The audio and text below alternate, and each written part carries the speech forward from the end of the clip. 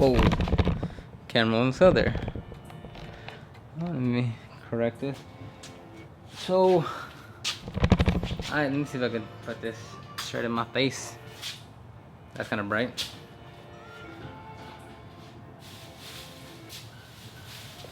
So that light is too bright because it's really focused. So I'm gonna use this bag as a diffuser, and I'm gonna use just this blank side.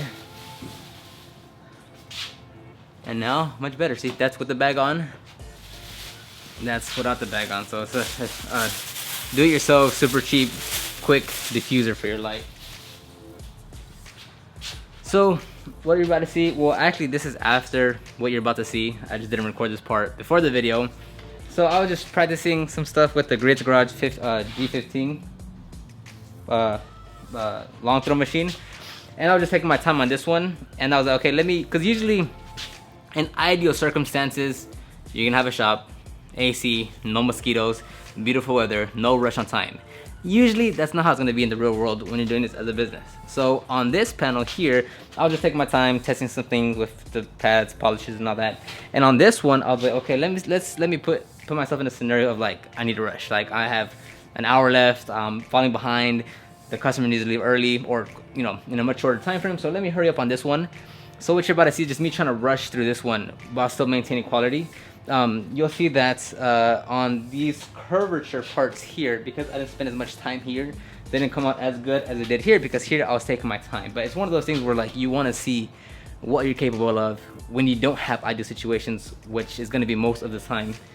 I think mostly if you're mobile, you're going to be in more not ideal situations because you don't have that much control of your environment, as opposed to if you have a shop, if you work at a garage, or if you have a dedicated physical location that you work out of. So in mobile situations, you know, like plugs might be too far, tight areas, weather, they're gonna have to move things around.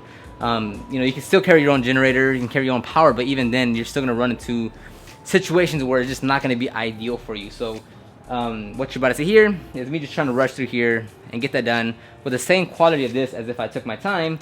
And you know, just practice, and you'll see at some point I actually hit the paint with the polisher. I just hit it with the rubber part, and that's just like a learning part.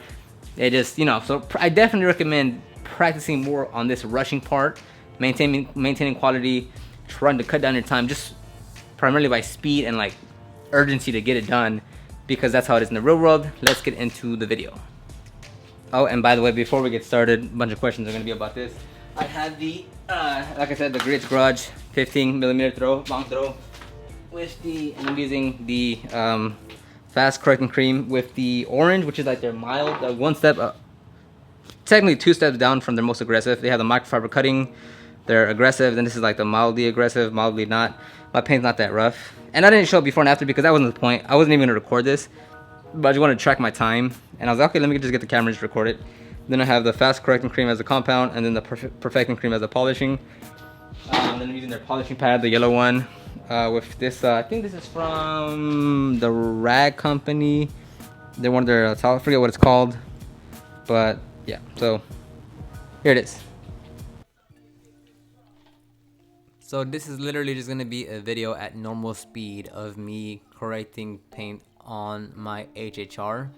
I'm starting off with just some ONR with a super cheap microfiber towel. I was trying to kind of mar or scratch the paint a little bit just so I can get better, just so I can see how the product worked, as my paint already isn't that bad as I polished it not too long ago. So I was trying to get a little bit of marring of some sorts with that towel.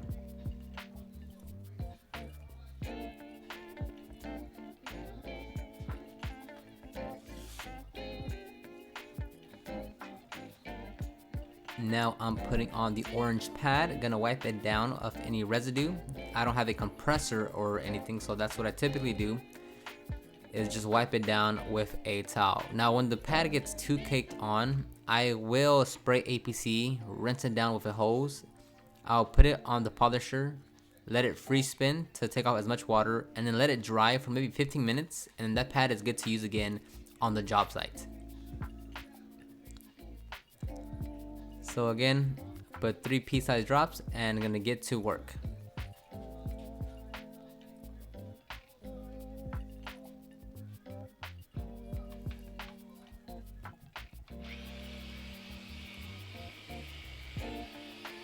and I'm just spreading the product around and then turning it on to, I think, speed 5 if I'm not mistaken, and then getting to work. Now if you saw me move my feet there, is because there's actually mosquitoes all over the place in the garage and outside.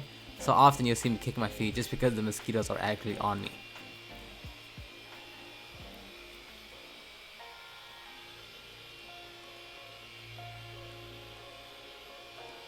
Now one thing I want to talk about in this video is that you don't always have to follow the norms or what people are saying you're supposed to do. Specifically in when you're polishing paint, is that they'll always tell you to work by a 2x4 section, and then wipe that off and then work another section. Now you want to take into consideration the temperature of the panel, the temperature outside, how well the product is working, the level of swirls and scratches you're trying to remove, the goal you're trying to deliver to the customer, your time constraints. So oftentimes, if able to, I'll do half a panel with one pass. Not always, it depends on the many factors I just stated in terms of what you can actually achieve. Sometimes I have to work a really small section because the panel is really hot and I'm trying to compound or polish it. Other times I can polish almost the entire panel or half a panel or a quarter of a panel with no troubles whatsoever because the paint is very soft, the swirls and scratches are coming out easily, and I'm achieving the result. So don't always follow exactly what you've been told or what been taught or you read online. Keep in mind that a lot of times people that give advice online don't really try anything else because they've just been following the same advice for so many years. So in your own garage, on your personal vehicle, do things that you just normally don't do. Try different methods, different pads and polishes combinations. Try to get an entire panel done with one pad or with one pass. Just see and try different methods just to see what happens, just to see the results, just to kind of open your mind a little bit in terms of what you can do that you normally wouldn't do.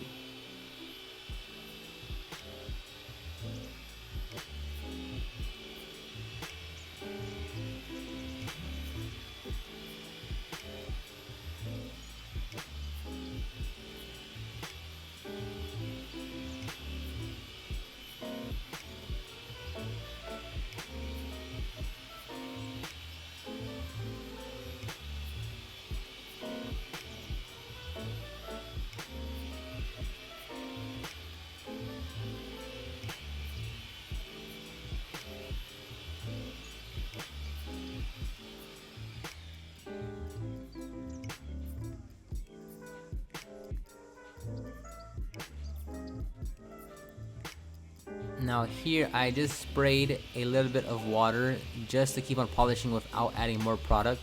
The pad is already saturated enough with product. I know it's not too gunked up with actual clear coat or gunk in there just because the paint I'm working on, which is my car, isn't that bad to begin with. So I know I can just spray some water, get the working time a little longer with the polish that's already on the pad and keep on polishing.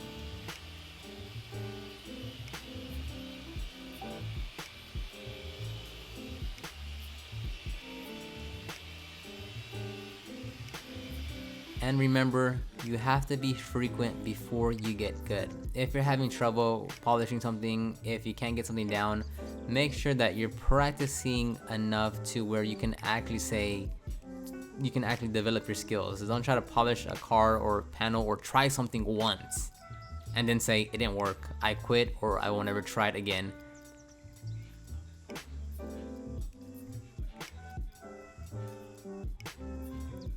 And going back to just with the microfiber towel to clean up the pad.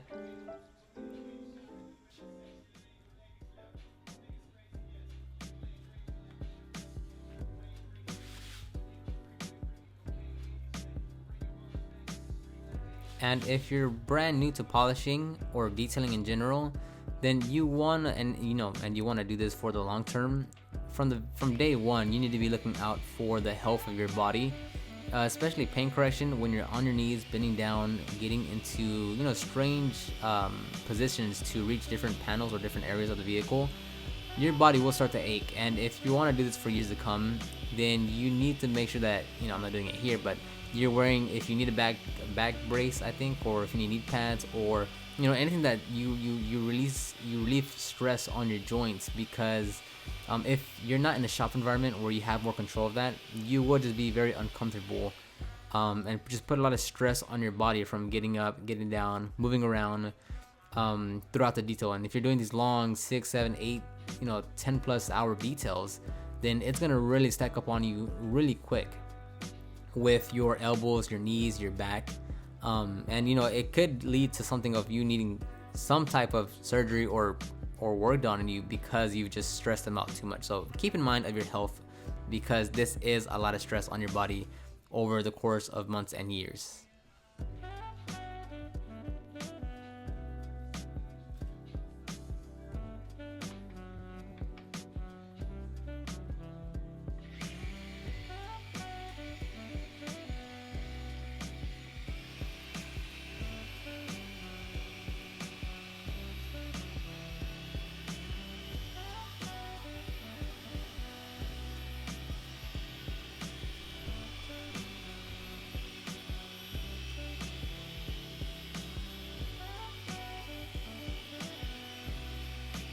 Now let's talk about a little bit when it comes to servicing customers with your paint correction.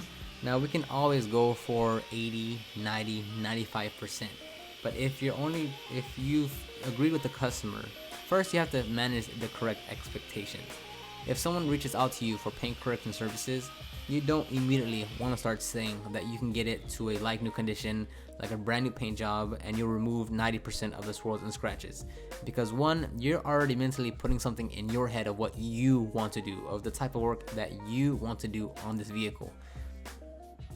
Second is that the customer may not afford that, may not be able to afford that. And three, you might be you might be setting up the expectation too high to where you're actually going to deliver. Meaning you're hyping yourself up to where it's gonna be a brand new paint job. It's gonna look it's gonna look amazing.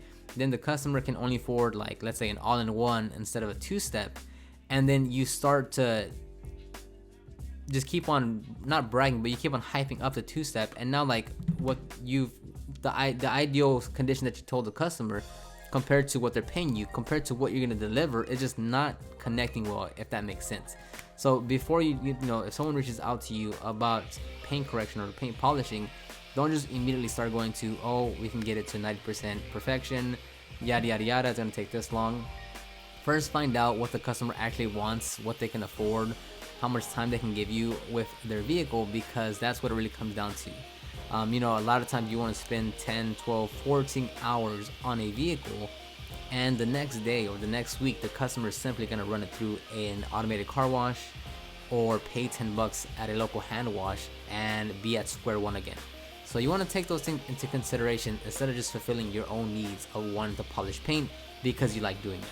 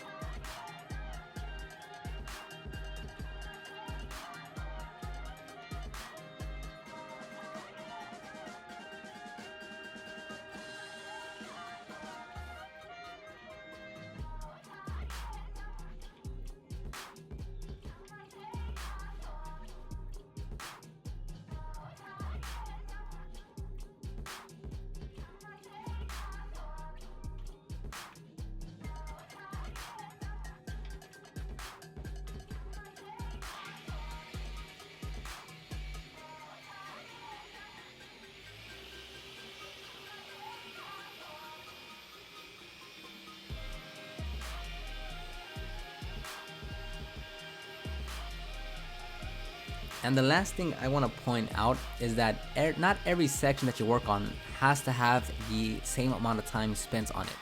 Meaning if on the topper panel, on the, let's say the top half of that panel needed 3 passes, then that doesn't mean the bottom portion needs 3 passes. It might just need 1 pass.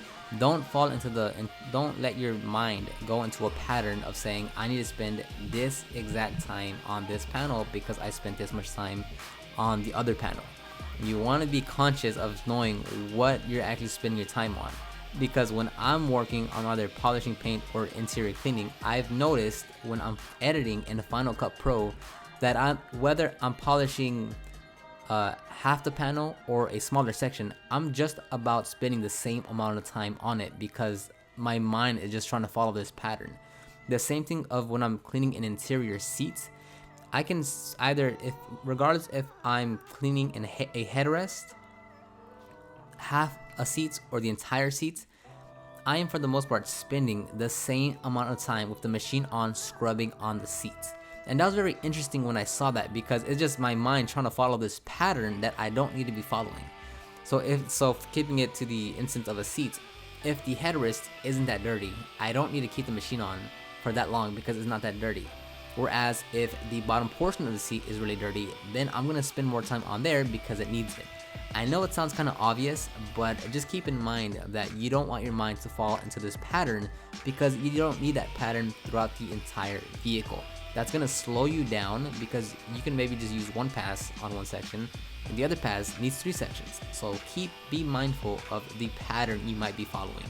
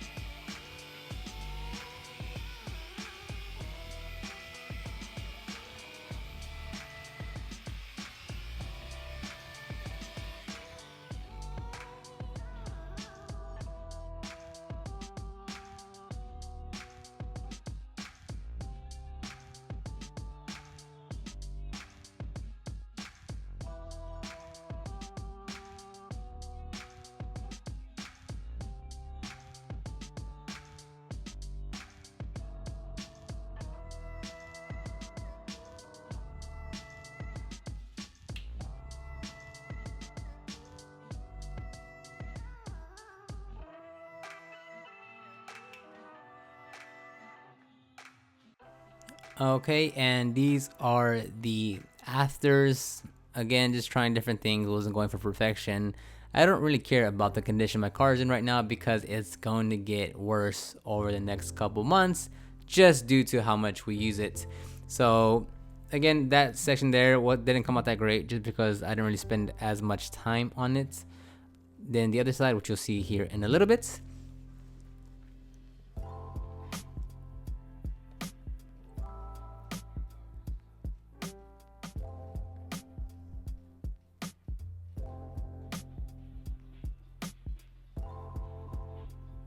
Oh, and by the way, these lights were purchased on Amazon. Forget what they were called, but I'll leave some links down below. That in this video. Thank you for watching. Leave any questions or comments or feedback that you have in the comment section down below. Look at that ugly chip right there, and I will see you on the next one.